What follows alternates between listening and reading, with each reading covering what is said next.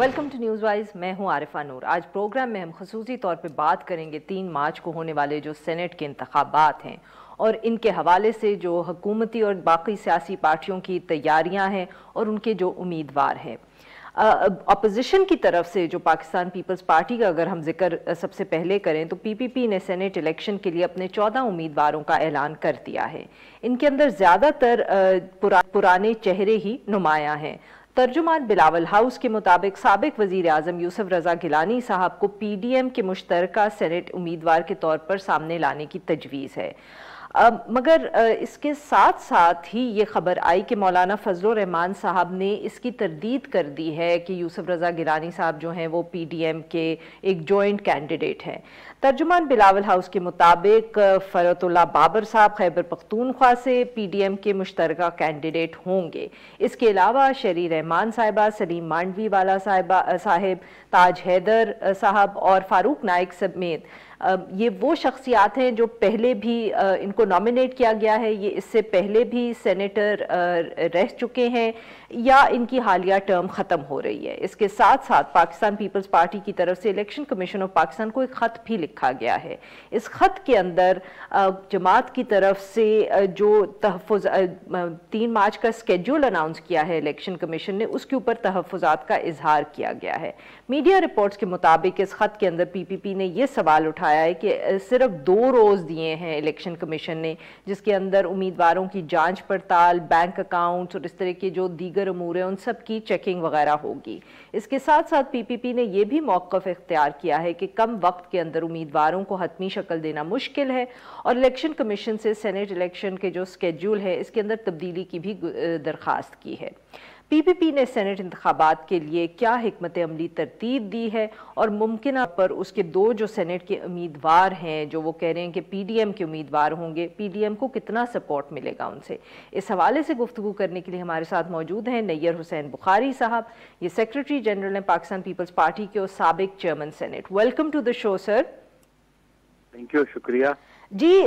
Sir आपकी जमात की जो एक लिस्ट है उम्मीदवारों की वो सामने आ गई है। ज़्यादातर ऑब्वियसली जाने पहचाने नाम हैं, ऐसे लोग हैं जिनका बहुत पुराना वास्ता रहा है पाकिस्तान पीपल्स पार्टी से, पहले भी वो सेनेट का हिस्सा रहे हैं। मगर सर ये बताइएगा कि ये जो खबर आ रही है, इतलात है पाकिस्तान पीपल्स पार्टी की तरफ से भी कहा जा रहा है कि फरतुल्लाह बाबर साहब और यूसुफ रजा गिलानी साहब ये जॉइंट कैंडिडेट्स होंगे पीडीएम के। तो सर ये बताइएगा कि ये फैसला कब हुआ, किस तरह हुआ और इसके पीछे क्या हिकमत अमली है? शुक्रिया। गुजारिश ये है कि जो मेरी लास्ट पीडीएम की सरबराह इजलास हुआ था इस्लामाबाद में 4 फरवरी को हुआ था और उसमें जिसमें लॉन्ग मार्च का डिस्कशन हुआ और जिसमें अदर इशूज भी डिस्कस हुए, वहाँ पे ये भी डिस्कस हुआ था कि हम कलेक्टिवली सेनेट इलेक्शन लड़ें। सही। और इसलिए देखिए ये जो सेनेट का इलेक्शन जो प्रोविंशियल असेंबली से है ये बड़ा टेक्निकल तरीके से लड़ा जाता है। ये प्रायोरिटीज होती हैं, सिंगल ट्रांसफरेबल वोट होता है और क्योंकि अभी जो सीट्स हैं उनकी कैटेगरीज भी डिफरेंट है। कुछ 7 सीटें जनरल की हैं, 2 टेक्नोक्रेट्स की हैं, 2 वुमेन की। तो वो हमारी स्टीयरिंग कमेटी जो पीडीएम की है वो फाइनल डिसीजन वो ही करेगी। सही। लेकिन अपेरेंटली बात ये थी कि क्योंकि बड़ा शॉर्ट टाइम दिया गया डेलिब्रेशंस के लिए, एक दिन शेड्यूल अनाउंस करता है और साथ ही उन्होंने नेक्स्ट डे उन्होंने नॉमिनेशन पेपर। नॉर्मली ऐसा होता नहीं, आप प्रीवियस रिकॉर्ड इलेक्शन कमीशन को उठा कर देख लें, this has never happened in this. Sir अमूमन कितना वक्त दिया जाता है इसका? अमूमन 1 वीक का होता है, जिस दिन शेड्यूल अनाउंस होता है 1 वीक का दिया जाता है। अच्छा सर ये बताइएगा, आपने कहा कि पीडीएम का जब इजलास हुआ था उसके अंदर ये डिस्कस हुआ, मतलब कि सर क्या ये सिर्फ डिस्कस हुआ था या ये फैसला हो गया, तय हो गया कि पीडीएम जो है वो इकट्ठे मिलके ये तय हो गया, ये बिल्कुल तय हो गया कि पीडीएम कलेक्टिवली इलेक्शन लड़ेगी, लेकिन उसकी कौन कैंडिडेट किधर से होगा और कैसे एडजस्टमेंट होगी वो इख्तियार हमने स्टीयरिंग कमेटी को दिया। स्टीयरिंग कमेटी इसको फाइनलाइज करेगी और इसीलिए बाबर साहब का नाम जो है वो टेक्नोक्रेट जिन्होंने अप्लाई किया तो हमने उनको फील कर दिया। इसी तरह हमने वुमन सीट पे भी फील की हैं, लेकिन ये जब स्क्रूटनी हो जाएगी उसके बाद by that time steering committee फैसला कर लगेगी कि कौन सी सीट पे टेक्नोक्रेट पे कौन लड़ेगा, जनरल सीट पे कौन कौन लड़ेगा। फिर भी ट्रांसफरेबल वोट्स है, मसलन एन के पास नंबर ऑफ वोट्स ज्यादा हैं, लेकिन जो उनके रिक्वायर्ड नंबर से ज्यादा है वो अपने किसी इत्तेहादी को दे देंगे और इत्तेहादी को कुछ रिक्वायर होंगे तो वो उनसे ले लेंगे। तो ये हमारी एडजस्टमेंट है और ये फाइनलाइज जो है ये पीडीएम ही करेगी। लेकिन क्योंकि नॉमिनेशन पेपर्स ओनली 2 डेज थे इसलिए हमने नॉमिनेशन पेपर्स फाइल करवाए हैं, लेकिन ये हम कलेक्टिवली लड़ेंगे। अच्छा सर, बट इसमें जो दिलचस्प बात ये है कि अभी तक जो पीएमएलएन की तरफ से नाम सामने आए हैं तो उन्होंने किसी जॉइंट कैंडिडेट का जिक्र नहीं किया या पीडीएम के कैंडिडेट का जिक्र नहीं किया, मगर पीपीपी ने किया है। तो क्या इससे हम ये समझें कि ये फैसला हुआ था कि सिर्फ पाकिस्तान पीपल्स पार्टी के जो नुमाइंदे हैं वो ऐसे होंगे जिनको पूरी पीडीएम वोट कर सकती है, या वो मुतफक्का कैंडिडेट्स होंगे, पीएमएलएन का कोई ऐसा इंसान नहीं है या मेंबर नहीं है? नहीं, बिल्कुल नहीं। देखें इसको अभी rather it will be premature to say this. अच्छा, बात यह कल तक नॉमिनेशन पेपर्स फाइल होने। मसलन सिंध में हमने अब नाम दिए, हमने तो नहीं कहा उधर के ये पीडीएम के मुतफिका कैंडिडेट हैं। इसी तरह नून के पास when they have got required number, जिनका मतलूबा नंबर है वो उन्होंने फैसला कर लिया। सीट एडजस्टमेंट ये मसला है कि हम अगर अलग-अलग कंटेस्ट करते हैं इधर केपीके में तो वी ऑल लूज। उसमें हमने तय करना है कि वुमेन सीट किस जमात को देनी है, उलमा और टेक्नोक्रेट की सीट किस जमात को देनी है, जनरल में किसको लड़ाना है। तो वो हम अपनी स्ट्रेंथ देख के नंबर ऑफ जो मेंबर्स है प्रोविंशियल असेंबली उसको देख के तो हम फैसला करेंगे।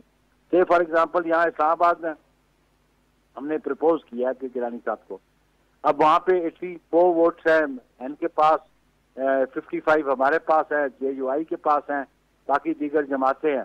तो वो सीटें यहाँ पे 2 हैं, एक है जनरल सीट और एक है women seat, this can be adjusted.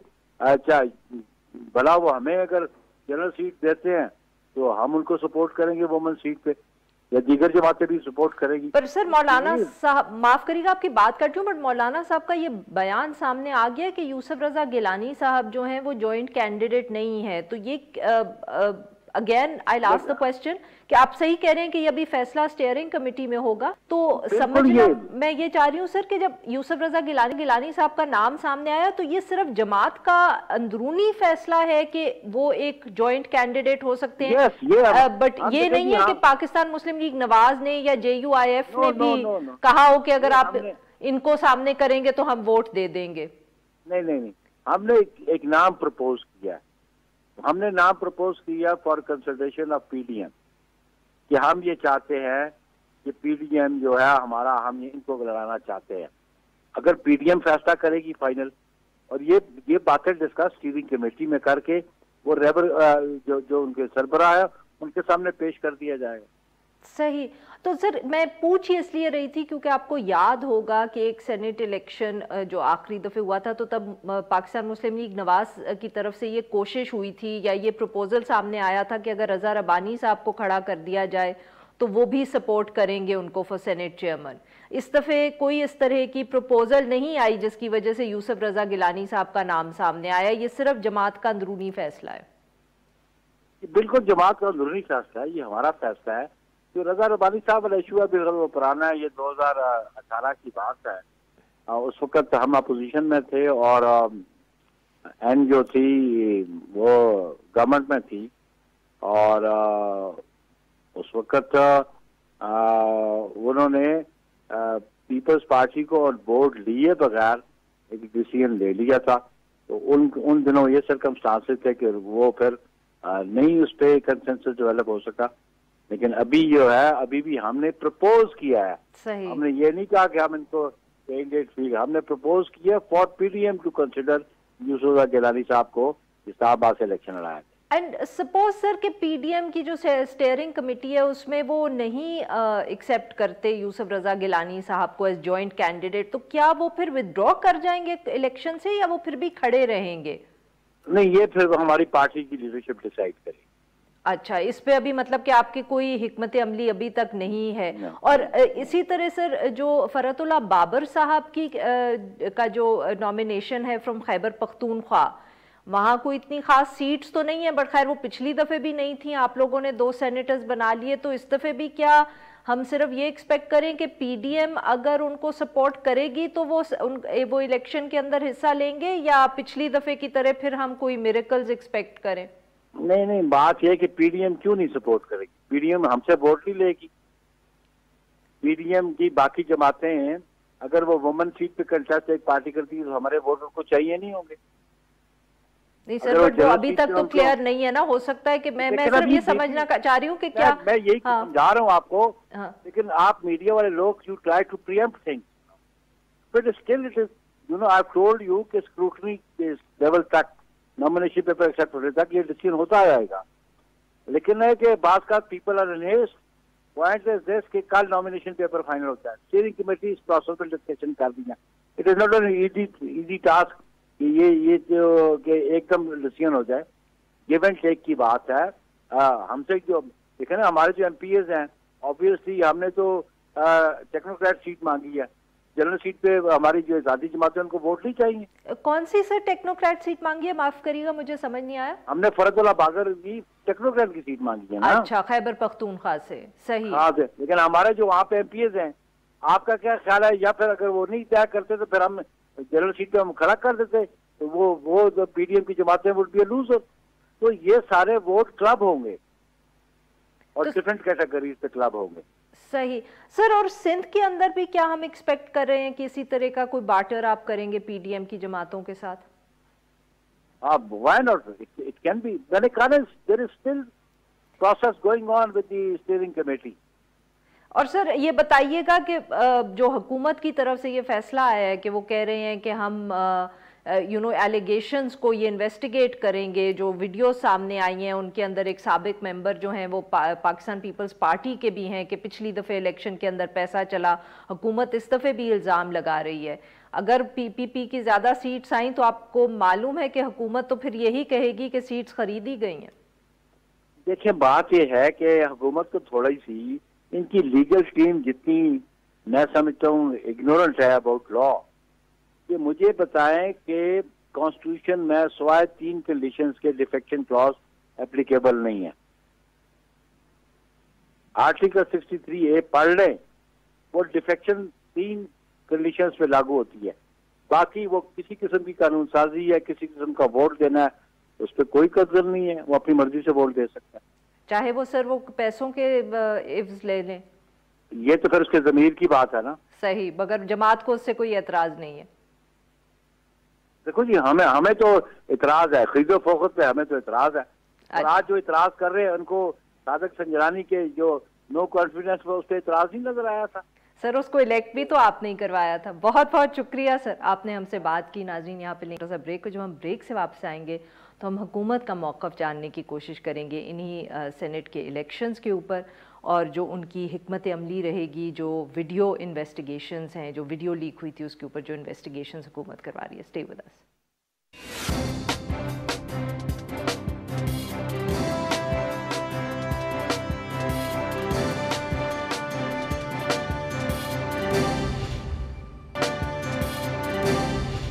Welcome back. Programme के इस हिस्से में हम हुकूमती जमात पाकिस्तान तहरीक इंसाफ की जो सेनेट के लिए हिकमत अमली है और इसी तरह जो लीक्ड फुटेज सामने आई है 2018 के सेनेट इलेक्शन के हवाले से, उसके ऊपर जो इंक्वायरी और साथ साथ ओपन बैलेट का मामला, इस पे बात करेंगे।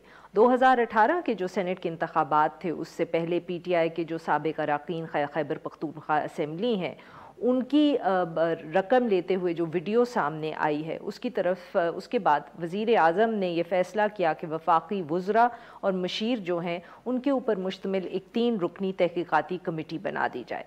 वफाकी वज़ीर और उस कमेटी के जो एक रुकन है फवाद चौधरी साहब, उन्होंने एक टॉक शो के अंदर ये कि जो कमेटी है वो साबिक वज़ीर आला खैबर पख्तूनख्वा परवेज़ खटक साहब और साबिक speaker KP assembly Asad Qaiser साहब से किसी किस्म की कोई तहकीकात नहीं करेंगे।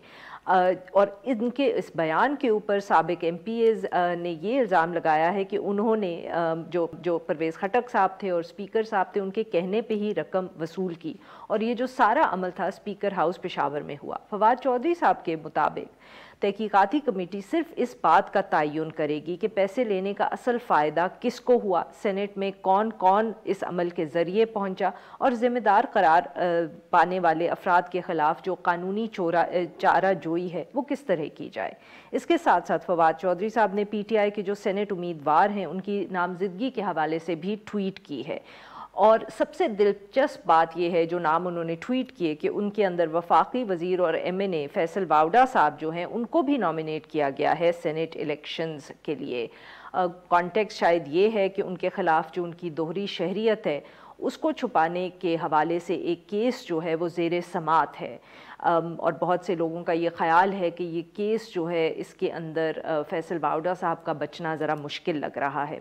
इसके अलावा वज़ीर इत्तलात शिबली फराज साहब, वज़ीर ख़जाना अब्दुल हफीज़ शेख साहब, मावन ख़ुसूसी सानिया निश्तर साहब, साहिबा, कई नए नाम जो हैं वो सामने आए हैं जो लिस्ट ट्वीट की फवाद चौधरी साहब ने। तहकीकाती कमेटी में से क्या निकलेगा, सेनेट इंतखाबात के अंदर किस तरह PTI ने अपने नॉमिनेशंस को फाइनल किया है, इसके ऊपर गुफ्तगू करने के लिए आज हमारे साथ मौजूद हैं वफाकी वज़ीर बराए साइंस और टेक्नोलॉजी फवाद चौधरी साहब। Welcome to the show sir. जी चौधरी साहब, सर बहुत तनकीद हो रही है जो आपने गुज़िश्ता रोज़ ये कहा कि जो कमेटी है वो सिर्फ ये मालूम करेगी कि फ़ायदा किसको हुआ और क्या कदम उठाए जा सकते हैं उन लोगों के खिलाफ जिन्होंने ये पैसे लिए। तो बहुत तनकीद हो रही है सर इस बात पे कि आपने परवेज़ खटक साहब और जो असद कैसर साहब के खिलाफ इल्ज़ामात लगे हैं कि वो आपने कहा है कि कमेटी उनको कंसिडर भी नहीं करेगी। सर डू यू थिंक कि ये आप लोगों ने सही फैसला किया है हुकूमत ने? देखिए, पहली बात तो ये हो रही है कि कहीं कोई तनकीद नहीं हो रही है, और अगर आप और आपके प्रोड्यूसर साहब जो हैं उन्होंने आपस में कोई तनकीद की है तो वो मुझे पता नहीं, आपने मुझे बताया नहीं है।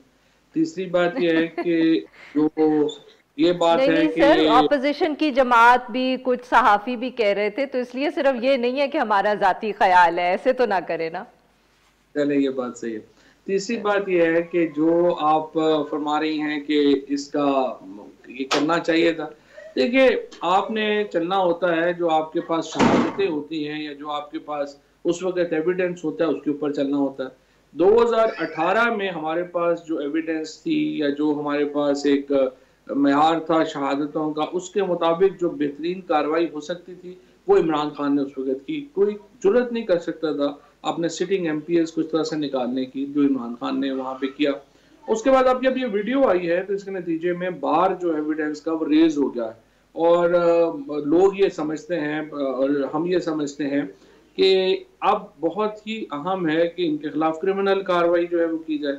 अब क्रिमिनल कार्रवाई किस फोरम के ऊपर की जाए, क्या वो FIA ले, खैबर पख्तूनख्वा पुलिस ले, NAB ले, एक तो ये तय करना है, और दूसरा ये है कि देखिए जो मुल्ज़मान हैं उनके बयानात के ऊपर जो है वो तो फिर कार्रवाई तो नहीं हो सकती ना, वो तो ऐसे ही अपनी स्टोरी डाइवर्ट करने के लिए कोई कहानी सुनाएं और हम सारे बातें जोड़ के उसके पीछे जो है वो चले जाएं, इस तरह तो जाहिर है कि वो मुनासिब नहीं है। तो इसलिए जो भी हमने अपने SOPs और TORs जो बनाने हैं वो हकीकत के करीब होंगे इंशाल्लाह।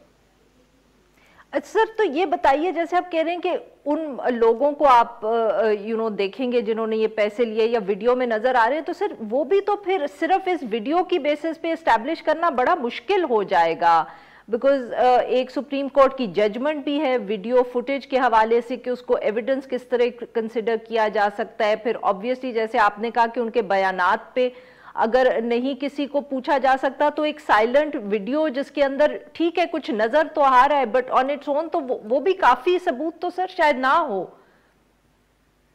देखिए जो इन्वेस्टिगेशन है उसका मतलब यही होता है कि कलेक्शन ऑफ एविडेंस, तो जो सर बाकी वो आपकी एविडेंस है, कमेटी तो नहीं कर सकती ना, वो तो फिर जिस एजेंसी के आप हवाले करेंगे वो कर सकेंगे। बिल्कुल आपकी बात दुरुस्त है, वो नहीं करेंगे वो, लेकिन ये है कि जैसे एजेंसी के हवाले करेंगे फिर वो जाहिर है वो अरेस्ट भी कर सकते हैं, वो फोरेंसिक का ऑर्डर भी कर सकते हैं, और वो जो इन्वेस्टिगेशन की पावर्स हैं उनके पास, वो अपनी पावर्स बुरोए कार लाएंगे और वो उसके मुताबिक चलेंगे। तो सर फिर आपने सिर्फ ये फैसला करना है एज अ कमेटी के ये किस एजेंसी को या इन्वेस्टिगेटिव एजेंसी को पास ऑन करना है फुटेज?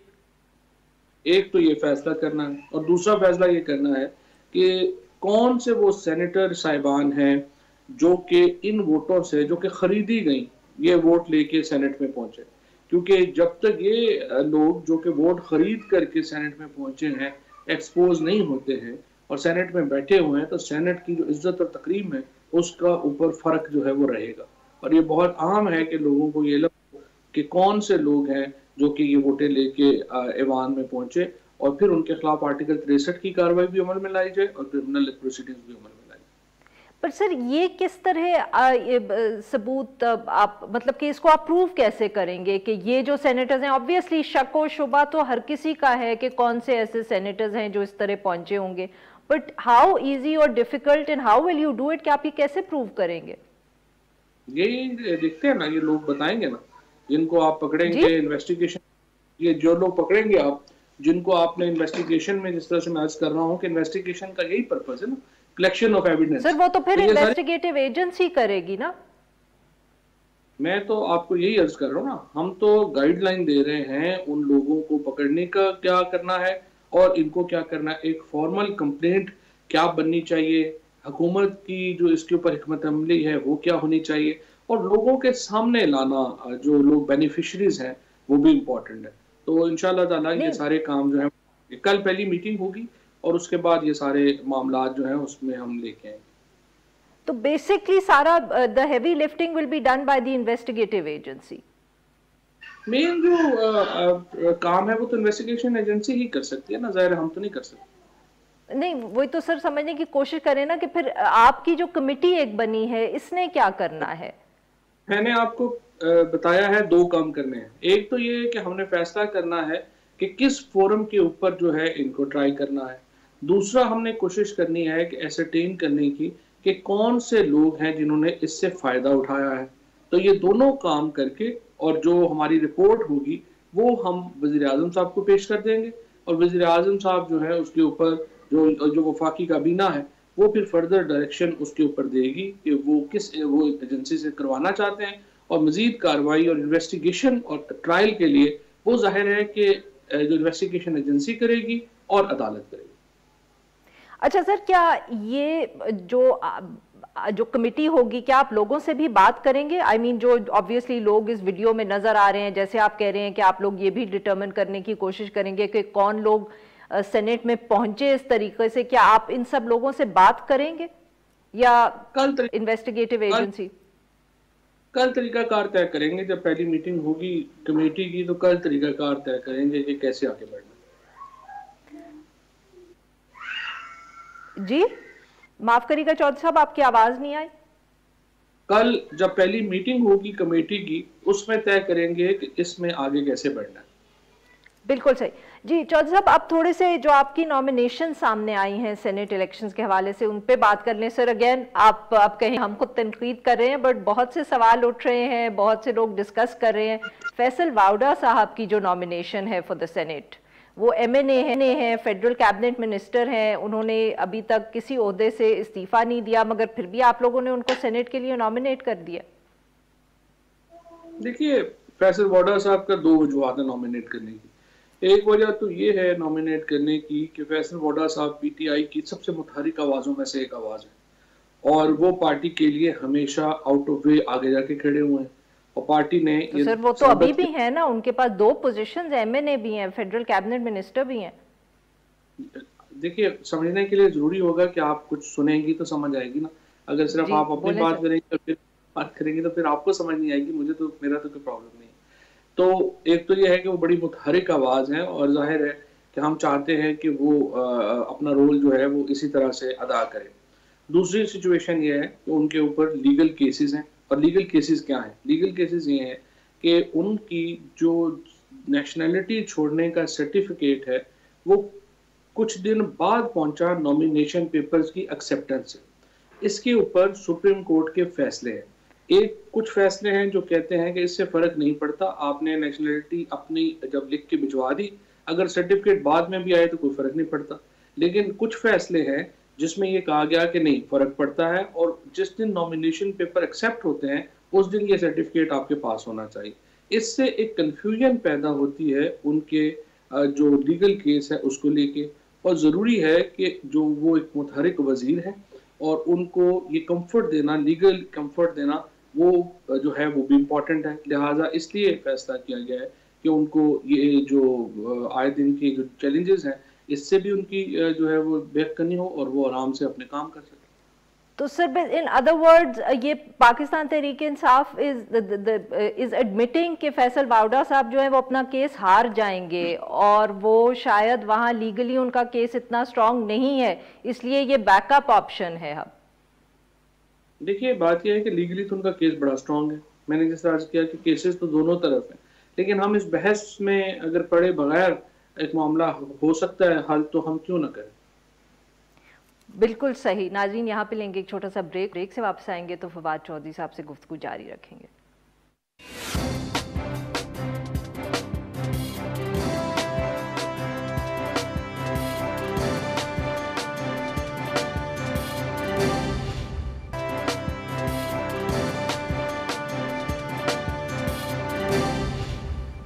वेलकम बैक नाज़रीन। हम गुफ्तगू करें फवाद चौधरी साहब से और हम उनसे बात करें सेनेट इलेक्शंस के हवाले से और हुकूमत की जो हिकमत अमली है। जी चौधरी साहब, फैसल वावड़ा साहब के अलावा ऑब्वियसली बाकी तो कोई इतना बड़ा मेजर सरप्राइज नहीं है हमें, बट सर ये बताइएगा कि क्या पाकिस्तान तहरीक इंसाफ की हुकूमत को बहुत खदशे हैं कि जितनी सीट्स आप एक्सपेक्ट कर रहे हैं वो नहीं आपको मिल पाएंगी? ऑब्वियसली प्राइम मिनिस्टर साहब एक से ज्यादा दफे जिक्र कर चुके हैं कि कितना पैसा इस वक्त इस्तेमाल हो रहा है, पीडीएम भी जो है वो जॉइंट कैंडिडेट सामने ला रही है, तो बहुत बातें हो रही हैं कि आप लोगों के पास इतनी सीट्स नहीं आएंगी जितनी अगर बिल्कुल एक ओपन बैलेट पे इलेक्शन होता तो आप लोग एक्सपेक्ट कर सकते थे। देखिए पहली बात तो यह है कि आज के दिन जो इलेक्शन है वो तो ओपन बैलेट के ऊपर है, अनलेस इसको ऑर्डिनेंस को कोई अदालत कालेदम करार दे, तो आज के दिन तक जो इलेक्शन है वो तो ओपन बैलेट के ऊपर है। दूसरी बात, जो खुफिया राय दही है उसमें भी हुकूमतों को नुकसान नहीं होता। ये तो इमरान खान का बड़ापन है कि वो आगे बढ़ के वो ये कर रहे हैं कि अपोजिशन को ये मौका दे रहे हैं कि वो इस निज़ाम को बदलने की कोशिश में हुकूमत का साथ दे, और निज़ाम बदलने ये है कि लोगों को पता हो कि वो वोट किसको दे रहे हैं। और यही कुछ अमेरिका में हुआ है, यही कुछ राज्यसभा के लिए हिंदुस्तान में हुआ है और मुल्कों में हुआ है जहाँ पे ओपन बैलेटिंग इंट्रोड्यूस कराई गई है ताकि एक जो पैसा चलता है वो ना चले और शफाफ इलेक्शंस हो। अब अपोजिशन जो है इस मौके से फ़ायदा उठाना चाहती है, नहीं उठाना चाहती, ये तो उनके ऊपर है और उनका जो वोटर है वो देख रहा है उनको।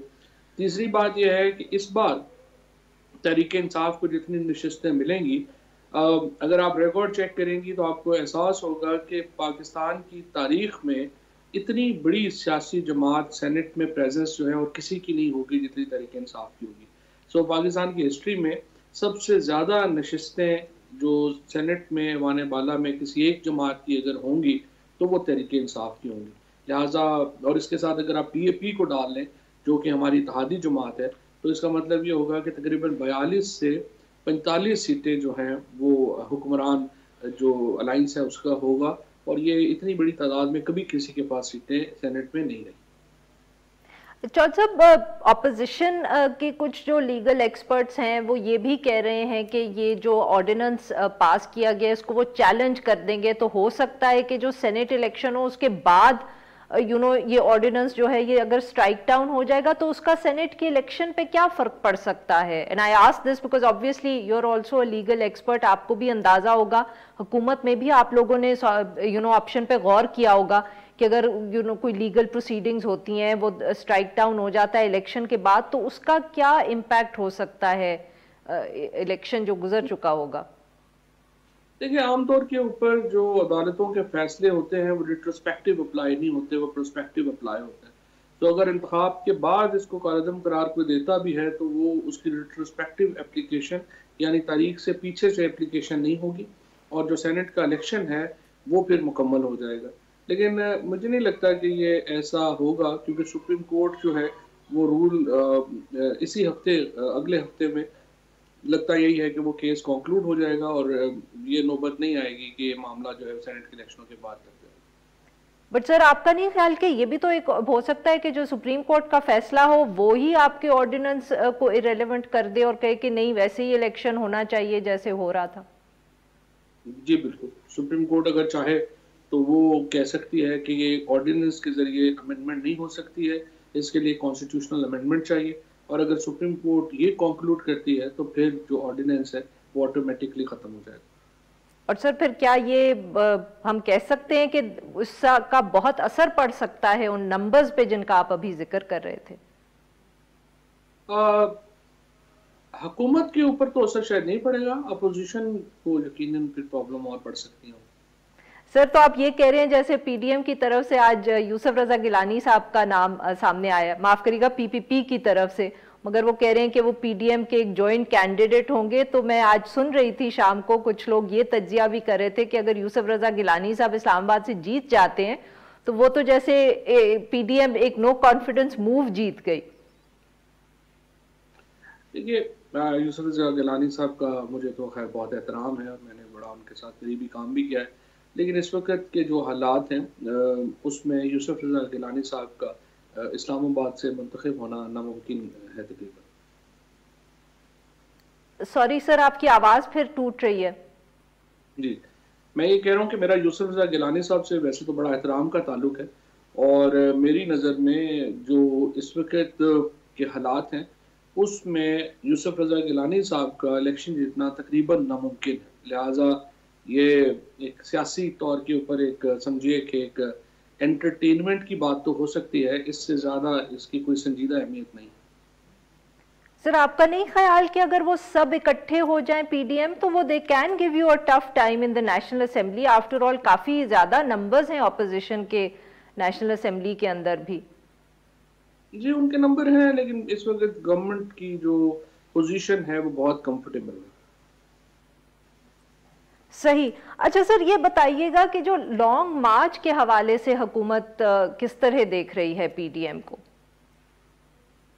लॉन्ग मार्च के हवाले से तो जो सिचुएशन है वो यही है कि काफ़ी फुसफुसी है, और अपोजिशन के गुब्बारे से हवा निकल चुकी है, और मुझे नहीं लगता कि वो इस वक्त अपोजिशन जो है वो किसी तौर के ऊपर भी कोई जो है वो चैलेंज दे पाएगी। पहले भी उनकी जो सारी तहरीक है वो पहले भी भानमती का कुनबा है, किसी को समझ नहीं आ रही कौन कहाँ खड़ा है, कौन क्या कर रहा है, और अभी भी जो सिचुएशन है वो काफ़ी कमज़ोर है। नहीं तो आपका ख्याल नहीं है सर कि वो लॉन्ग मार्च करेंगे और इस्लामाबाद आएंगे, या आपका ख्याल है कि वो आ जाएंगे मगर हुकूमत को कोई खास फर्क नहीं पड़ेगा उससे? देखिए, इससे पहले उन्होंने गुजरांवाला में जलसे किए, लाहौर में उनसे जलसा नहीं हो सका, सेंट्रल पंजाब में वो जलसे नहीं कर सके, तो इस्लामाबाद में वो जलसों के लिए एक्चुअली इनकी सारी जो डिपेंडेंस है वो फजलुर रहमान साहब के जो स्टूडेंट्स हैं, लठ बरदार मदरसा के स्टूडेंट्स हैं, उनके ऊपर है। तो आप उसके ऊपर सियासी तहरीक कैसे चलाएंगे? सो मुझे नहीं लगता कि इसमें कोई जान है, और काफ़ी अपोजिशन जो है वो अपना नुकसान नहीं कराएगी।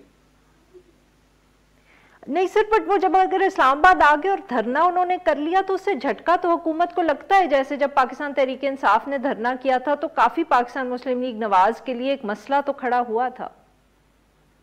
देखिए, ये सच्ची बात है, तहरीकें इस तरह की जो हैं उससे इंस्टेबिलिटी तो आती है और उसमें कोई शुबा नहीं है, लेकिन इनकी जो तहरीक है उसका मुकाबला तहरीक इंसाफ से इसलिए नहीं किया जा सकता कि उसके पीछे एक इखलाकी ताकत थी। ये जो तहरीक है ये अभी पहले भी फजलुर रहमान साहब, आपको पता है, मदरसे के बच्चे जमा करके लेके आए थे, और वो बड़ी बुरी तरह नाकाम हुआ था, और ये भी धरना उनका बड़ा बुरी तरह नाकाम होगा। हमारी तरफ से वो आए और धरना दें, कोई प्रॉब्लम नहीं है, हम तो फैसिलिटेट करेंगे, पहले भी फैसिलिटेट किया है, अब भी फैसिलिटेट करेंगे। बहुत बहुत शुक्रिया चौधरी साहब, आपने हमसे बात की। आज के लिए बस इतना ही। Now we will be back on Monday.